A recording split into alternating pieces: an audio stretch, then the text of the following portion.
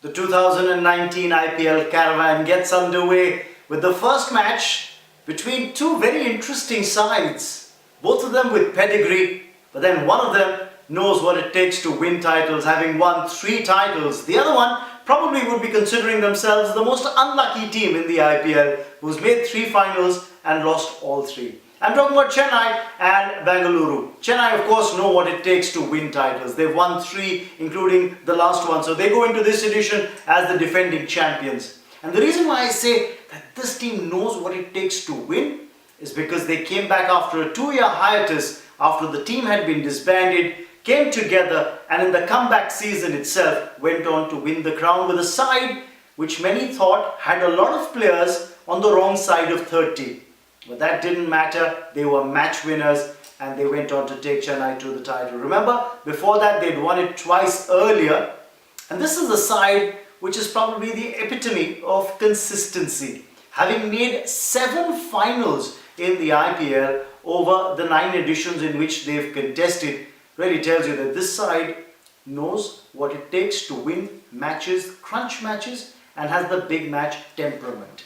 On the other hand, you've got Bengaluru, who've made 3 finals in 11 editions. Unfortunately for them, they've lost all 3. Again, they will be looking to turn things around. Will they be able to do that? I think is a big question. This is a match which sees the old guard pitted against the new star on the horizon, without a doubt.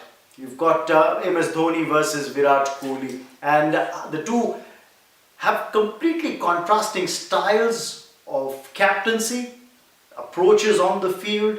One, of course, very calculative, cool, calm and collected. The other one wears his emotions on his sleeve. So again, it will be an interesting matchup. But how do the teams fare against each other, and what are they comprised of? Let's take a look at the squad for Chennai Super Kings first and foremost. This is a squad that probably would be saying they had all bases covered except one, and that's where they've been hit hardest. And that is the injury to Ngidi just before the start of the IPL. They've lost a premier fast bowler and there would be a hunt on to find a suitable replacement. Whether they'd be able to find someone with the kind of genuine pace through the air as Ngidi had in such short time, I think is going to be critical to Chennai's fortunes moving ahead. But they'd be happy on one aspect, and that is that this edition of the IPL will be played on home and away. Now, whenever a team management sits down or the owners sit down and think about how they're going to put the team together, they look at where they'll be playing maximum number of matches, and that of course is at home. So what they try and do is try and pick a squad where they feel when playing at home, this team is going to be formidable and probably impossible to beat. Given the fact that Chennai will now be playing all their home games at the M.A. Chidambaram Stadium in Chennai, Chennai would be happy that they've got the mix of players, the slower bowlers in their ranks who can really turn the screws on the opposition. You've got quality bowlers in the ranks. You've got the likes of Imran Tahir. You've got Karan Sharma, another leggy but of a slightly more accurate wicket-to-wicket flattish trajectory variety. So you'll be happy with that. You look at the other spin bowling options. You've got Harbhajan Singh in your ranks as the genuine off-spinner in your side. You've got a left-arm spin bowling option in Ravindra Jadeja. You've got the all-rounders in the ranks. You can always turn to Suresh Raina and expect him to chip in with his overs, be very handy with the bat as he always has been Mr. Consistent for the Chennai side.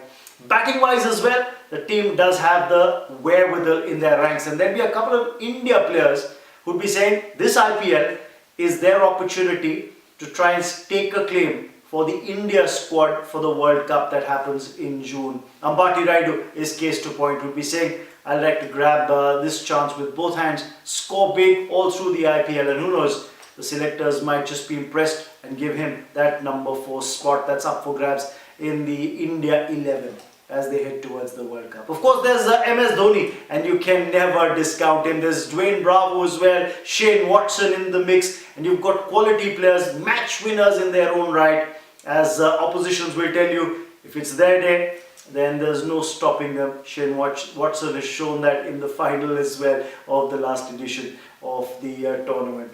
But how does Bangalore face up against this opposition? Let's take a look at their squad. And you feel that Virat Kohli has covered all bases this time around. They've got a healthy fast bowling department, and again, with Bengaluru will end up playing their home games at the Chinnaswamy Stadium, where there's good carry and bounce off the surface. You'd like the fast bowlers to come into play, whether it's Nathan Coulter-Nile or it's going to be Tim Southee, or for that matter India's Umesh Yadav as well would be quite a handful. I wonder if Siraj is going to get a lot of games, but if he does have the pace, has the ability to bowl seam up, could be quite a handful as well. But interestingly, RCB have got enough spin bowling options in their ranks as well. There's Yuzvendra Chahal, who's always been the regular for this Bengaluru side, very handy player, and you expect him to be in the 11 for them more often than not. They've got other spin bowling options as well. There's Pawan Negi. I wonder if they're going to be using him as the tournament progresses, especially at venues where the ball is expected to keep low and turn. Pawan Negi could be an option they could go to. As far as their batting department is concerned, I don't think there's much to worry about for Bengaluru. You've got Virat Kohli, you've got a very dashing West Indian batsman in Hitmaier who could be experimented right at the top of the order. You've got De Villiers in the ranks as well, Mr. 360. So what else are they looking at? They've got a lot of other all-round options in their ranks. They've got Colin Grandholm as well. So it's about mixing and matching for Bengaluru. The big problem this time around again will be which foreign players to actually put into the 11, and that's going to be determined by the conditions in which this side is going to be playing. So all in all, expect a cracker of a game at the M.A. Chidambaram Stadium, the opener for this edition of IPL 2019, and as they say, it's Captain Cool versus Captain Courageous, the perfect chaser against the master tactician.